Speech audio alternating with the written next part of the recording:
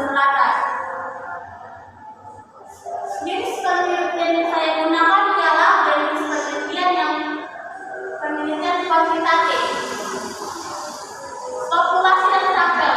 Populasi yang saya gunakan dalam penelitian ini ialah mencakup seluruh peserta didik kelas 8A dan kelas 8B di SMP Negeri 4 pada Cirebon, yang dimana terdiri kelas 8A yang berjumlah 21 orang dan kelas 8B 21 orang peserta didik.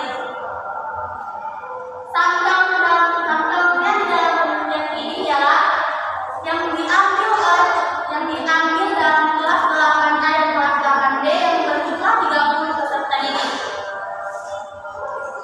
Teknik pengumpulan data yang saya gunakan ialah yang dimana teknik pengumpulan data ini dilakukan dalam penelitian ini ialah angket, yang dimana pengumpulan data ini sejalan dengan memberikan angket pertanyaan kepada peserta didik, yang dimana dalam pertanyaannya masing-masing berjumlah 15 buku soal.